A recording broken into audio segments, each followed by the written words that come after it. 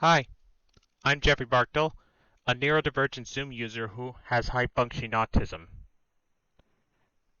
At 3:03 p.m. Pacific Time on October 25th, 2023, I possibly received the worst birthday present from Zoom Video Communications Inc. when I noticed that my Google Google Zoom account has been deactivated again, and I've been receiving error 1003 every time I try to log in via Google, because someone reported that my Google account had violated Section 8 of the Zoom Terms of Service to people at Zoom. Let me correct that. To the people at Zoom. However, even after I sent them an appeal on the same day, Zoom Trust and Safety, aka or Zoom Video Communications, replied to my appeal the next day on October 26th at 4:34 p.m. Pacific Time, saying the following. We've detected an issue with your account that violated our terms of service and acceptable use guidelines. In particular, this issue violated Section 8 of the Zoom Terms of Service and resulted in a permanent restriction. In a prior appeal, you agreed to adhere to the Zoom acceptable use guidelines, and it was found that your account was in violation a second time. Therefore, you are not eligible for another appeal. But even after getting that email, I'm going to stay on track, and no, I will never accept defeat. One reason is because of an old saying. Everyone makes mistakes in life, but that doesn't mean they have to pay for them the rest of their life. Sometimes good people make bad choices. It doesn't mean they're bad. It means they're human. And I'm referring to the Zoom company, but need to be empathetic and understanding. Another reason is that I have several saved templates and scheduled meetings in my Google Zoom account that I don't want to lose permanently. Yes, it's an unpaid slip, but I won't lose hope, and I will continue to go the distance until this journey is complete. So I will not stop until my Google Zoom account is restored to working order again, and even pardoned for its past accidental violation of the Zoom Trust Terms of Service. Even if I have to take this case to court, and yes, I am ready to walk down this unknown road with unwavering determination.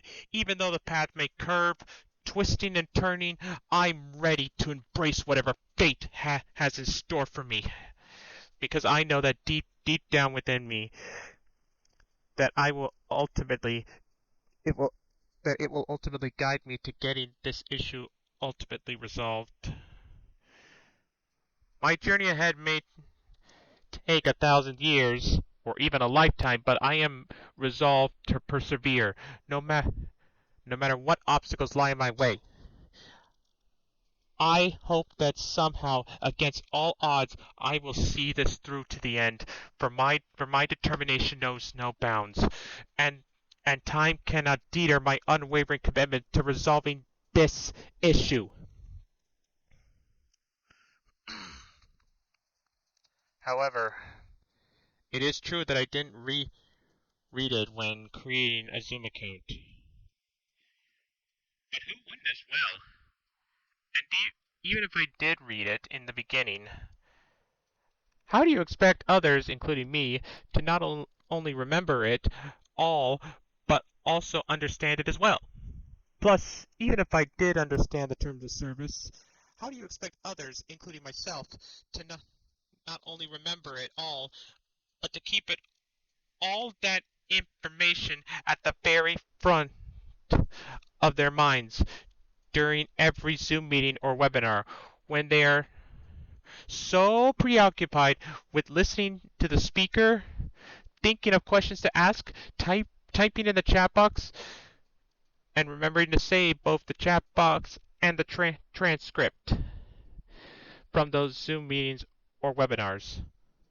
After all, my ability to comprehend and navigate complex documents like the terms of service can vary depending on several factors such as an individual's cognitive abilities, literacy skills, and familiarity with legal language, which can differ from person to person, including those who are neurodivergent and even those with a mental disability,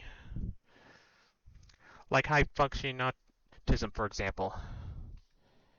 And for those who don't know, high functioning autism is a condition on the autism spectrum characterized by difficulties in social interaction and communication, and restrictive and repetitive behavior patterns.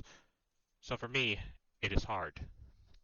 Therefore, it's essential to recognize that people with high functioning autism, like anyone else, can have many strengths and challenges in understanding complex written material.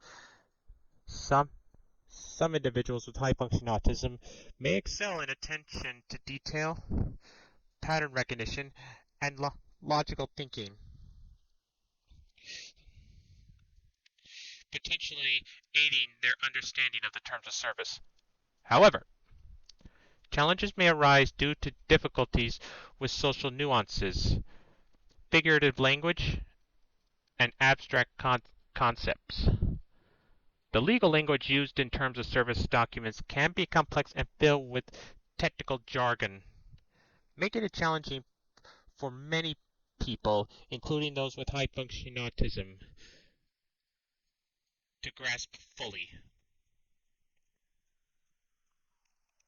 Also, since 3:03 p.m. Pacific Time on October 25th, 2023, the Zoom company itself has yet to tell me what my personal meeting ID and host key from my Google Zoom account is. And I'll bet you my bottom dollar that I know who reported me and why.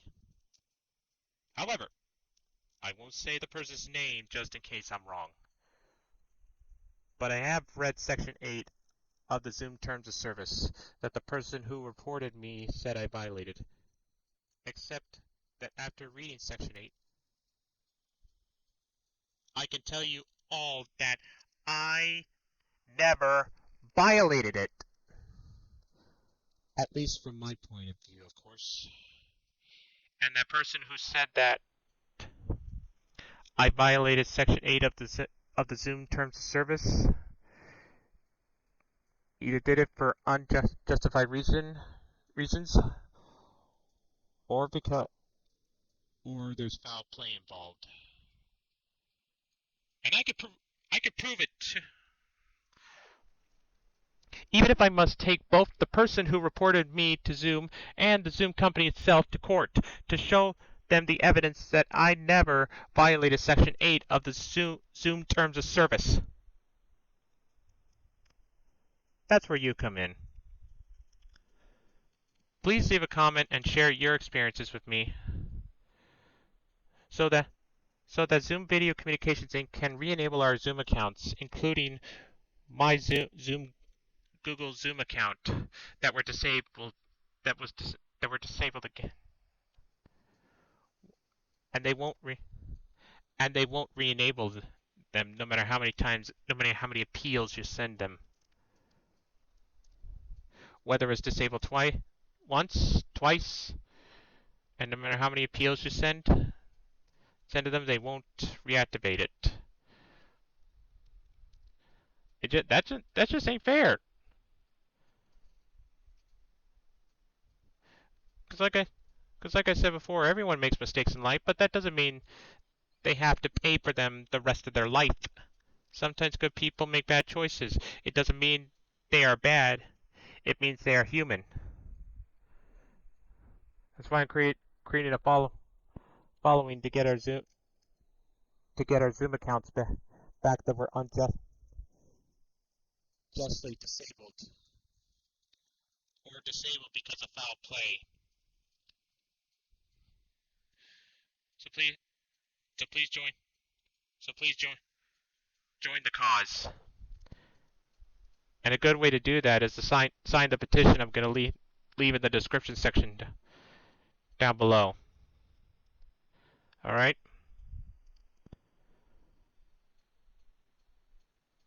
But until further notice, this is Jeffrey Barkdull bidding you adieu.